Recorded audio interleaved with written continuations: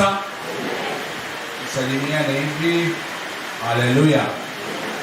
Majina yangu tena narudia ni Albert Jino Mpega, nimeokoka Kristo ni Bwana. Kwa sababu ya muda, na mimi huwa ninapenda kutumia muda mrefu, nikajisqueeze vile Mungu atakavyoniwezesha ili tuweze kumaliza in good time, kwa sababu ya hiyo program ambayo iko mbele yetu. Na kwa hivyo ningependa twende moja kwa moja kwa ujumbe ambao Mungu anaenda kutuhudumia kwao. Ningependa tuangalie katika kitabu cha 2 Corinthians chapter 10, tukianzia mstari wa 3. Ninaenda kuongelea juu ya vita vya kiroho. Biblia inasema sisi ni wasafiri, inasema sisi tunaitwa kama jeshi la vita vya kiroho. Kwa hivyo ni vizuri kujifunza jinsi ya kupiga vita hivi, na ndiposa tukapata kufanikiwa katika vita vyetu vya kiroho. Mstari ambao nimesema juu yake 2 Corinthians chapter 10 verse 3 inasema, though we live in flesh, japokuwa twaishi katika mwili, we do not fight according to the flesh. Hatupigani vita vya kimwili. For our weapons are mighty in the Lord. Kwa sababu silaha zetu ziko na uweza ndani ya Bwana wa hata kuangusha ngome. Halafu hapo mbele ukiteremka inakuonyesha namna tunapigana hivi vita. Tunateka nyara kila wazo lisilomtii Kristo, kila evil imagination tunaiteka nyara na kuitiisha chini ya mapenzi ya Mungu katika jina la Yesu. Hiyo ni baadhi ya mistari ambayo inaongea juu ya kupigana vita, na tunakumbushwa ya kwamba sisi japokuwa tuko katika mwili in physical form, hatutapigana katika vita vya kimwili, bali tutapigana katika hali ya roho, na hatujazoea sana kiroho. Wakati mrefu mwanadamu ameishi katika hali ya physical ama katika hali ya mwili, tangu wakati mwanadamu alipotenda dhambi wakati wa Adam na Eve.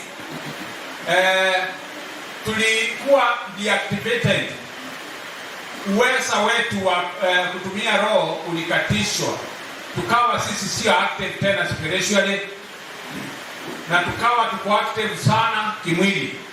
Lakini Mungu alipomtoa mwana wake ampendaye Yesu Kristo kwa ajili ya wokovu, akalipa gharama, nikawa kwa yeyote yule ambaye anayepokea Kristo anakuwa activated tena kiroho. Bwana Yesu asifiwe sana. Unakuwa sasa uko active ukiokoka. Ukijaokoka you are not active spiritually. Lakini kuna wale wengine wako active spiritually walio katika ulimwengu ule mwingine wa kiroho, ulimwengu wa giza. Hao wako active. Ni kwa maana wanaoperate katika nguvu za kiroho, lakini ni nguvu za giza, ambaye malipo yake ni mauti ya milele. Kwa maana wanaoperate kupitia mfalme wao ambao ni Ibilisi. Kwa hivyo sisi tukitaka kuwa active, tunakuwa activated by accepting Christ. Kumpokea Yesu Kristo tunakuwa active kiroho. Na sasa tunashauriwa baada ya kuwa activated kiroho, ama baada ya kuwezeshwa kiroho, tunakuwa sasa tunafundishwa mafundisho. Ukisoma katika 2 Peter chapter 2 inasema, basi sasa sisi tulio watoto wa kiroho tutamani kunywa maziwa ya kiroho, maziwa yasiyogoshiwa, maziwa yaliyo safi, ili tukapate kuendelea kukua. Si kuokoka ni kuzaliwa, tunakuwa wana wa kiroho. Na mdiposa mwana akue, si anatakikana anaanzia kwa chakula ile nyepesi, milk. Na ndiposa Biblia inatushauri kufanya hivyo. Ukienda katika kitabu cha Corinthians, 1 Corinthians chapter 3, ukianzia hapo mwanzo tena, Paulo anazungumzia hiyo ingine tumesoma ilikuwa ni ya Petero, ya kutamani kukunywa maziwa yaliyo safi. Hii ingine ya Paulo naye anasema ya kwamba alikuwa anazungumzia na kanisa la wa Korintho. Anawaambia ya kwamba mimi sasa sisemi nani kama watu ambao wameimarika kiroho. Ni kwa maana mmejawa na utofauti. Hawa wanasema ni wa Apollos, hawa wanasema ni wa Paulo, nilibatizwa na Paulo, kukawa na mgawanyiko kanisani.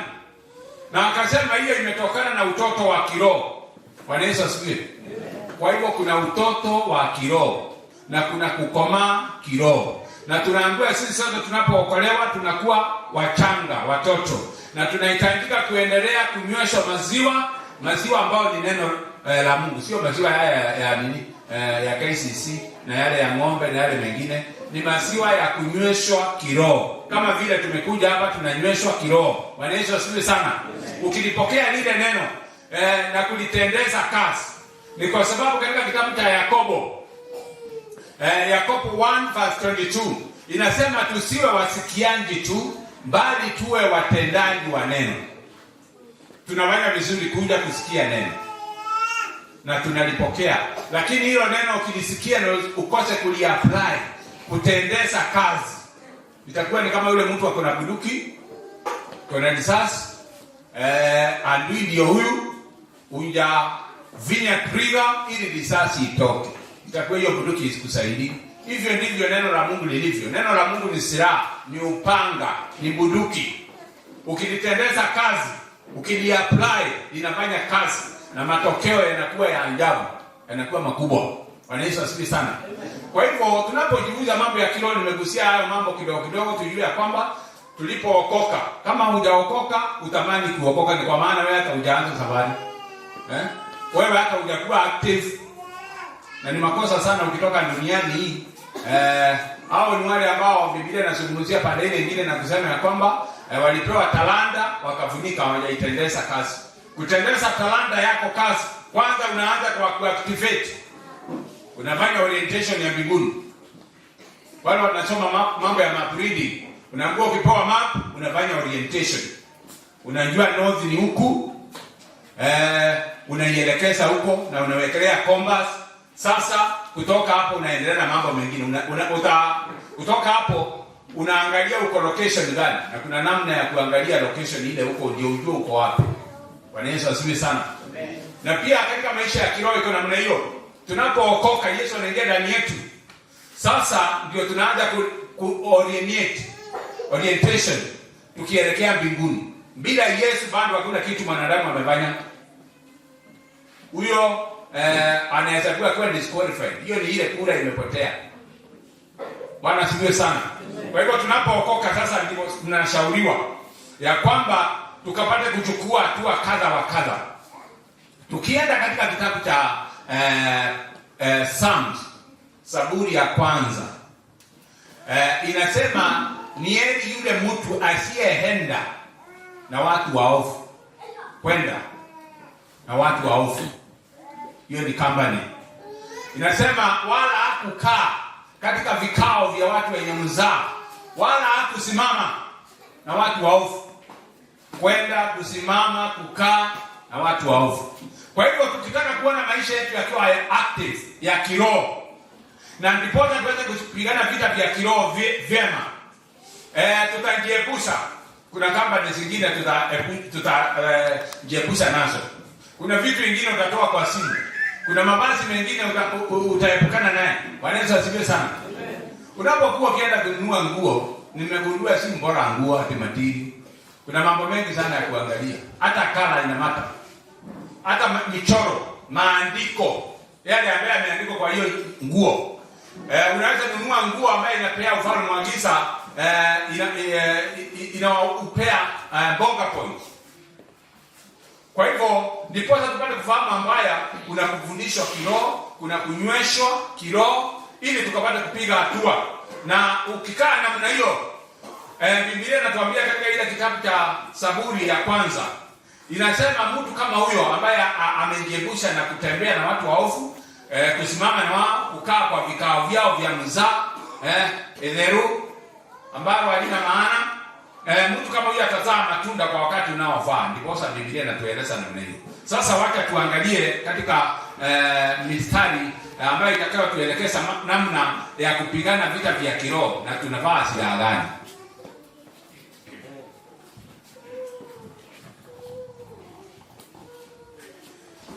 hapa tunakumbusha kwamba vita vyetu ni vya kiroho, sio vya mwili, na tukaonyesha ya kwamba ijapokuwa tuko katika mwili, hatutapigana katika mwili. Na hapo inachanganya, ukizoea environment moja, ukitolewa uoperate na ile environment nyingine, inaleta utata kidogo. Hata yule mtu alikuwa anaendesha gari ndogo, ukimpea rodi anachanganyikiwa, anaona imejaa barabara. Bwana Yesu asifiwe sana. Ukiwa umezoea kuendesha baiskeli, ukipewa pikipiki, unasikia iko nzito na unaona iko tofauti. Kwa hivyo na sisi ambao tumezoea katika hali ya mwili, sasa tukiambiwa operate kiroho, inatatanisha. Na kwa hivyo tunahitaji guidelines nzuri za Roho Mtakatifu. Bwana Yesu asifiwe sana. Amen. Naye anatushauri kupitia kwa neno. Tuangalie mstari mmoja ama miwili katika Isaia 55 verse 8. Inasema for my thoughts are not your thoughts, neither are your ways my ways, says the Lord. Ati ni kwa sababu mawazo yangu sio mawazo yenu, na wala njia zenu sio njia zangu. Hiyo ni Mungu anasema. Kwa hivyo Mungu anaoperate tofauti na wanadamu. Na ndipo wakati mwingine tunaona mambo mengine they does not make sense. Lakini haya Mungu amesema ndiye atakayofanya kazi. Ukisoma mstari unaofuatia hapo Isaia 55, utaona vile anavyoendelea kusema ya kwamba mawazo yetu ama listening capacity yetu, tofauti yake inaweza linganishwa na kiasi cha mbingu na nchi, na mbingu na nchi. Hiyo distance ni mrefu sana. Katika ulimwengu wa kiroho, example ile imepeanwa, mawazo ya mwanadamu ama hekima ya mwanadamu na Mungu inaweza linganishwa hivyo. Ni mbali sana. Na wakati tunapokuwa tukioperate, tunashauriwa tukapate kuelekezwa na Roho Mtakatifu. Katika Wakorintho inasema ya kwamba sasa ambapo tumeokoka, tuenende katika roho na wala hatusitimiza tamaa za mwili. Tukiingia katika kitabu ambacho tunatuonyesha namna ya kuvaa silaha za kiroho, ambapo ni Ephesians, kutoka chapter 6 mstari tunaanzia mstari wa 10. Lakini tutaanzia mstari wa 14 kwa sababu ya time. Inatuonyesha hivi. Silaha ya kwanza ambayo tunafundishwa kuwa naye, tunaambiwa ya kwamba stand therefore having your loins girt about with the truth. Tufungwe viunoni vyetu na mshipi wa kweli.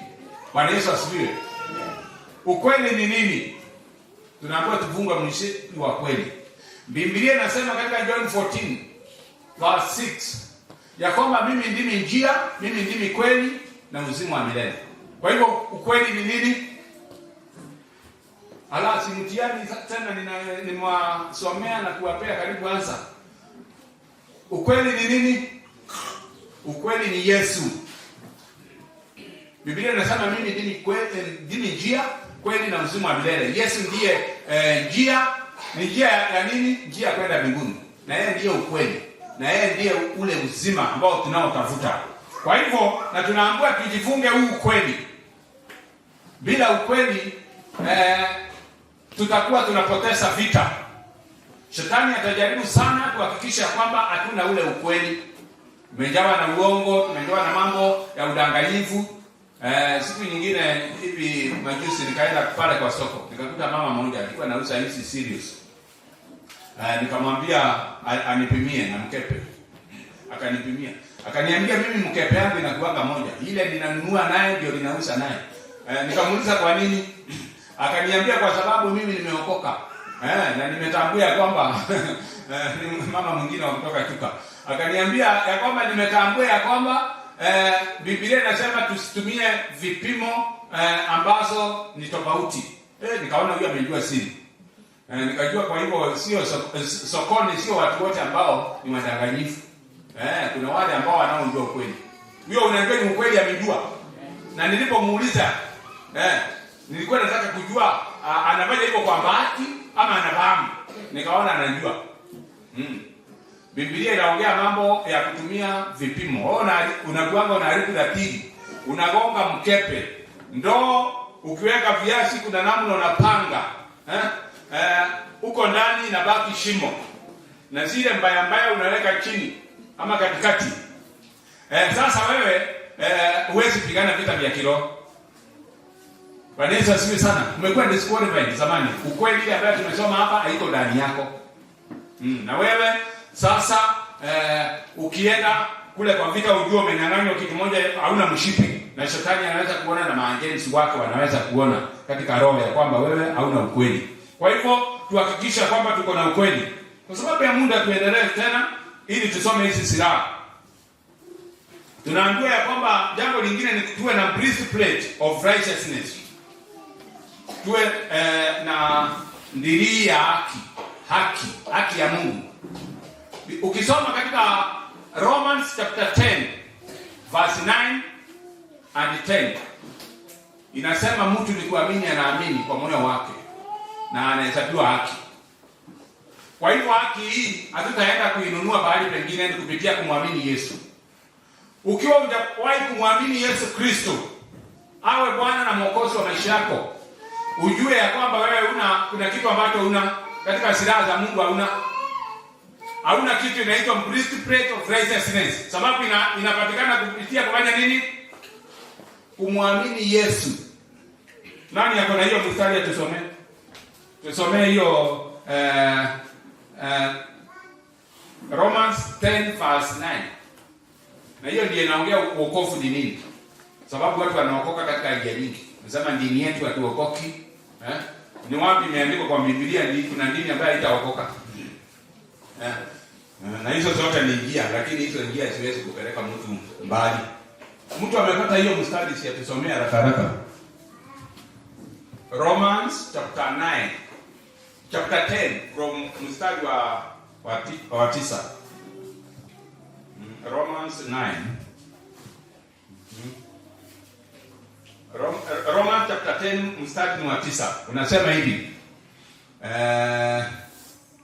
Kwa sababu ukimkiri Yesu kwa kinywa chako ya kuwa ni Bwana na kuamini moyoni mwako ya kuwa Mungu alimfufua katika wafu, utaokoka.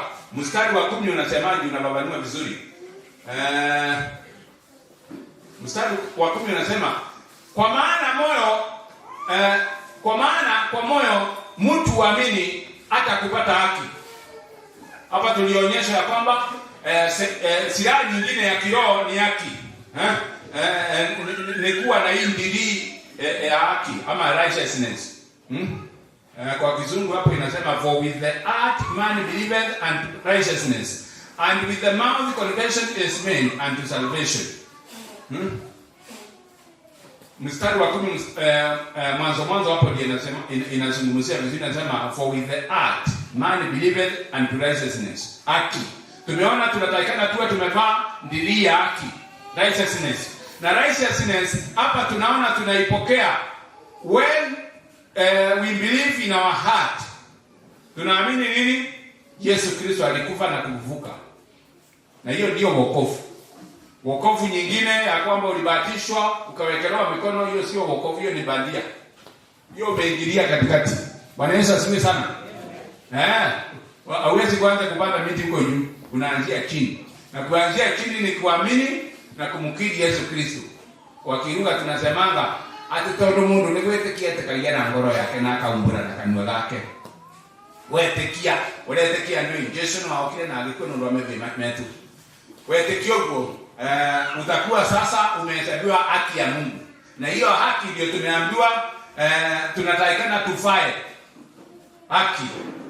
Tuivae haki ambayo inaitwa breastplate of righteousness. Righteousness ndio haki. Tusonge tutoke hapo. Hapo tumesoma mambo mawili ya kwamba tujifunge mshipi wa kweli na breastplate of righteousness. Na tumejua righteousness ni nini? Righteousness hii hatuipati kwanza kwa matendo yetu. Matendo yetu yanafuata baadaye. Tunaipokea kwanza kwa kupokea Yesu. Tukipokea Yesu sasa tuko na haki ya Mungu. Tuanze sasa kuzaa matendo yanayofanana na haki. Watu wanasema mimi ni bora hata kuliko wale ambao wameokoka. Bora namna gani? Na unasikia haki inaanza kwa kumpokea Yesu Kristo. Ubora hiyo ndio Biblia inasema katika Isaiah, I think it is 65. Inasema all our righteousness is like filthy rags before the Lord our God. Haya, tuingie kwa number 3. Silaha nyingine ambayo tunatakana kuwa nayo ya tatu ni ya kwamba tunaambiwa our feet shod with the preparation of the gospel of peace.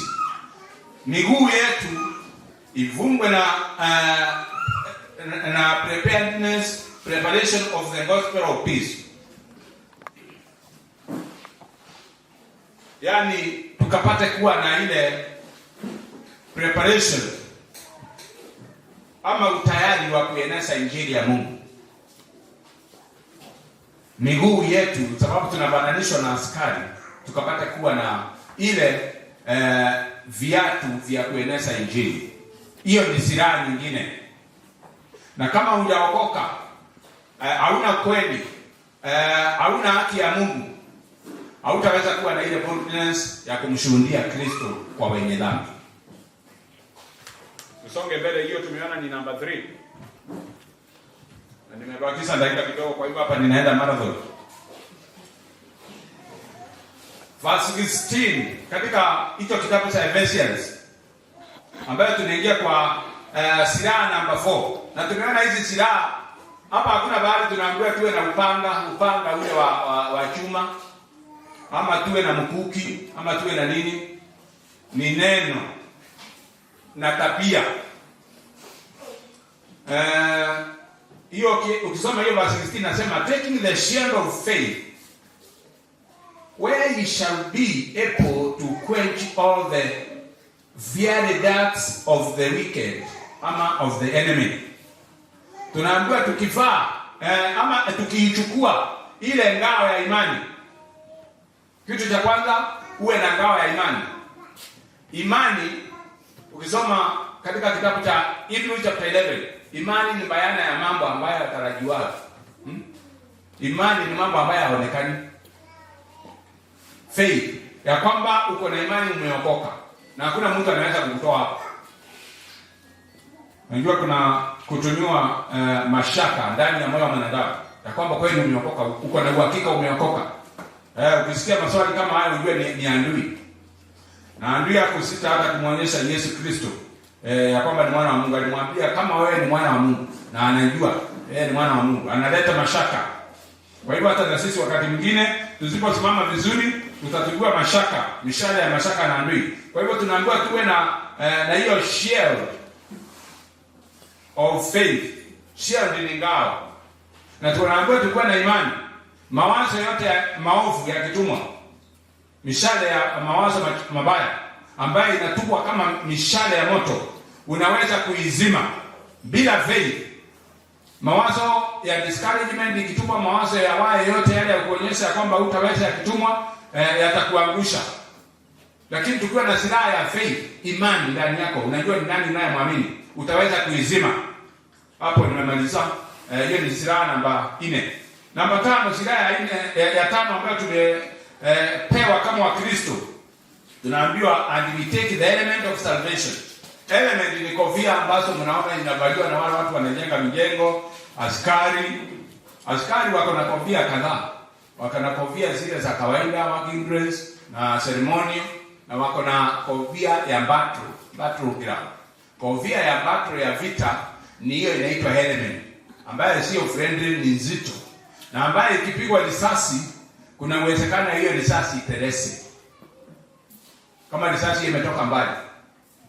Kwa hivyo hiyo ndio element. Na sisi tunaambiwa tuvae element ya salvation, wokovu. Kama hujaokoka, kichwa chako kinatumiwa mawazo mengine na adui, na ya mawazo yale yana penetrate na kuingia, na unakosa concentrate na neno la Mungu. Kwa hivyo huwezi mama kwa vita na yule mwovu. Kwa hivyo tunahitaji kuwa tumevikwa the element of salvation, na tumeambiwa hiyo ni kofia. Na hii kofia inaitwa wokovu. Bila wokovu mwanadamu ana element, ana hiyo kofia ya chuma. Number 6, silaha number 6. Na tunabakisha mbili, nimebakisha moja nikisoma hii namba 6. Ndipo tumalizia hapo. Inasema and the sword of the spirit which is the sword of God, which is the word of God. Baada ya hiyo tuwe na upanga wa kiroho ambao ni neno la Mungu. Muhimu sana kuwa na neno. Bwana Yesu asifiwe. Wakati tunapokabiliwa na vita vya kiroho, wakati tunapojipata tunasambuliwa, tumeatakiwa na vita vya kiroho, havikuji kama vile vita physical. Vita vya kiroho ni unakuta umekumbwa na kesi mingi, umekumbwa na kesi za kunyang'anywa mashamba, familia kufarakana, kuchukiwa na ndugu zako, majirani, wanaextend mashamba, boundaries. Hizo ni vita. Sasa unapojipata katika hali hiyo, unasimama na neno la Mungu. Na kama hujui neno la Mungu utakuti nini? Na shetani haelewi lugha nyingine. Shetani ni kama advocate, wanaelewa na sheria na katiba. Sasa naye shetani anaelewa katiba ya mbinguni ambayo ni neno. Na ndipo tunashauriwa sana tusome neno tulijue. Na aswa hilo neno unaweza kuliquote. Unamwambia imeandikwa, Biblia inasema. Mzee mwingine tulikuwa tunang'ang'ania mambo ya boundary. Sasa alikuwa ameleta watu wengi ma witness wakuja kumsaidia. Na unajua kama watu wa dunia vile wanafanya, unaleta mtu kama yule na umwanunulia kachai na umwa promise ya kwamba wakisimama na wewe watatoka hapo na miaka kadhaa. Wanafanya kampeni.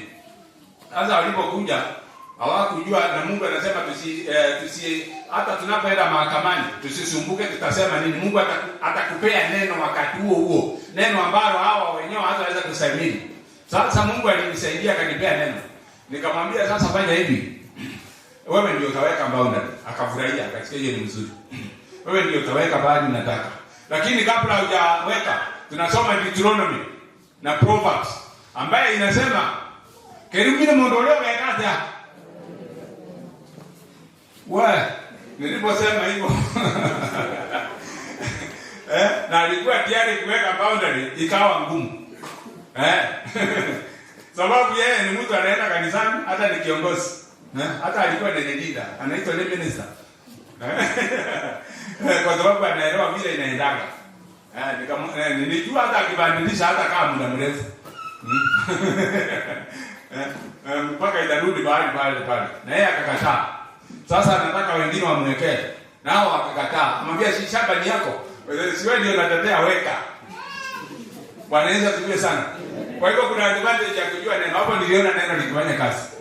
Baadaye tulikaa muda mrefu bila hiyo shamba kutatuliwa, lakini mara ya mwisho tulikuja tukaita watu wakaja wakaweka boundary pale na taikana na nikaweka mambiko. Lakini hiyo ya kwanza ilishindikana. Ilishindikana aweke boundary sababu hataki neno. Ni mtu wa kanisa. Kwa hivyo neno linasaidia. Ukikuti neno linafanya kazi. Ni kwa sababu neno lenyewe ni Mungu. Ya saba inasema baada ya hayo tunatakana kufanya nini? Praying always with all prayers and supplication in the spirit and watching thereunto with all perseverance and supplication for all saints. Tuombe maombi ya aina yote. Because watu wengine wanasema watu wanaombanga nini? Sababu mtu anaomba dakika 2 yake imeisha, anaona watu bado wanaendelea kuomba. Naambiwa omba maombi yote with all prayer and supplication. Wafilipi 4:6 inasema msifadhaike kwa jambo lolote, bali kwa kuomba, kusali na kushukuru. Iko kuomba, kusali na kushukuru. Katika hali ya maombi kuna mambo mengi, kuna levels nyingi za maombi. Kuna kuomba, kusali, kushukuru. Intercessory prayers hapo ziko ndani, unaombea wagonjwa, unaombea situation zako, unaharibu, unang'oa, unapanda, kuna mambo mengi. Ukiapply neno la Mungu, ombe vile neno lilivyo, hata maombi yatakuwa marefu na utakuta umefanya kazi nzuri. Alafu anamalizia kwa kusema kuwaombea watumishi wa Mungu ama all the saints. Hata watumishi wa Mungu wanahitaji maombi. Na tunapofanya hivyo, maombi yale yatakuwa effective. Yatakuwa effective ni kwa maana tumevaa silaha. Kwa hivyo kila siku tunapoamka, dada moja kwa naitwa Rebecca Brown, siku moja malaika wa Mungu akamtokezea akamuuliza, ninaposoma Ephesians chapter 6 from 10 inasema ni kama kuna silaha hizi za kiroho, Mungu anaongea juu yake, ni silaha gani? Kwani silaha hizi are they real? Malaika akamwambia ni real. Akamuuliza, ninatakikana kuvaa hizi silaha kwa muda gani? Malaika akanyamaza kidogo, akatulia, akawasiliana na mbingu, akamuuliza, akaambiwa for every 24 hours unatakikana uwe umevaa silaha za kiroho 24 hours. Kwa hivyo kama ulivaa na 24 hours imeisha, hakikisha umevaa tena. Hizi silaha tunapozivaa, they are effective katika maisha yetu, na adui anapojaribu kuinuka, tunakuwa tunamshinda. Ni kwa sababu sasa ana pahala. Akijaribu kutupa mishale, uko na ngao ya imani. Akijaribu kutupa mbinu zozote zile za mashaka, uko na silaha, utaweza kusimama na utaweza kumshinda. Naye adui ndiposa apata kuzuilia kwamba hizi silaha hauna, anaweka vitu mbalimbali.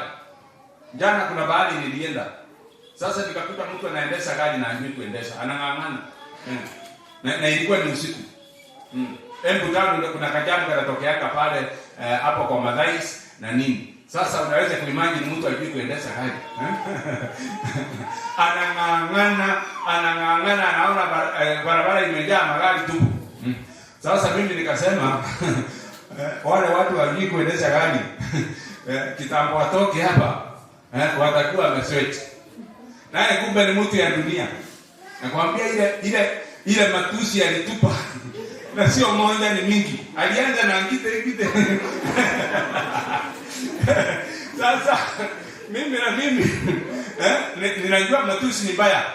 Nikasema pepo ishindwe. Nikajua tena ni mtu ya Mungu ambaye anatumika katika ufalme wa giza.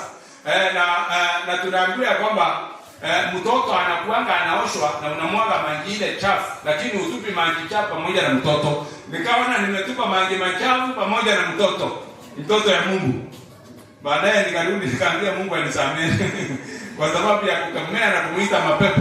Na yeye anaitana mbwa. Bwana Yesu asifiwe sana. Sasa nikaanza kutafakari hilo jambo. Nikajua ni shetani ananipaka nini? Uchafu. Ananiharibu moyo. Kupitia kuniita umbo mingi. Unajua watu ni roho. Sisi ambao tunakuja hapa kanisani tuko na advantage mingi sana. Ni kwa sababu tunaonanga namna roho ya mwanadamu inakuwa activated na inakoseshwa kufu. Tunaona all of a sudden mtu ameingiwa na mambo fulani, anakuwa sasa operate katika mwili, katika hali ya roho, na anaongea vitu vingine na anakuwa na nguvu zingine mingi. Hiyo ni spiritual man imekuwa activated na mwili imezimwa. Na hivyo ndivyo tunaakti katika ulimwengu wa kiroho. Na hiyo ndio roho inaingia mtu, anatusi mtu matusi mengine mengi sana. Kama hiyo ilikuwa imeniingia. Na nilisema ukweli, nilisema yule mtu akiki kuendesha gari kitapatoka hapa. Atakuwa amesweti. Na yeye nikawa nimeguza ulimwengu ule wa giza. Sasa akataka kunipaka uchafu, lakini nikagundua ukitembea katika roho Mungu atakuwa akikusaidia kujua na kujitakasa na kutubu immediately. I think it is Ephesians inayosema ya kwamba tukikwaswa ama tukikasirika, jua lisiche. Yaani let not the sun set with your anger. Na tunaambiwa tukifanya hivyo, jua likitua, tukiwa tumekasirika, ukiwa hujasamehe, umempea shetani a foothold. Shetani amepata nafasi. Lakini tunapojua neno, ndiposa tunajitakasa sana. Ikifika jioni, unasikia tukiomba, tukiambia Mungu atusamehe yale mambo ambayo tulisikia, tuliona, pale tulijibu mbaya. Hiyo ni kujitakasa ili usiku hiyo isipite na namna hiyo, na shetani aone ya kwamba anaangalia, anascrutinize maisha yako ya hiyo siku. Anaona leo ulikasirika na hujatubu. ulikwazwa na ulikasirishwa na fulani hujamsamehe. Kwa hivyo ikifika wakati wa jioni, sana sana ni wakati wa kufanya kitu inaitwa auditing your life ya hiyo siku, kujitakasa ili shetani asipate legal ground na uwe na silaha zile za kiroho ambazo tumesoma hapa. Otherwise nilikuwa nataka nimalize mapema, lakini bado tumepitisha dakika kama 5. Bwana Yesu asifiwe sana. Si Bwana wabariki sana. Tutaendelea kujifunza hivyo, na tumesema jambo muhimu zaidi ni kutenda lile neno ambalo tumejifunza. Anza kutenda, anza kuapply ambayo tumesoma, na utaona yanatenda kazi.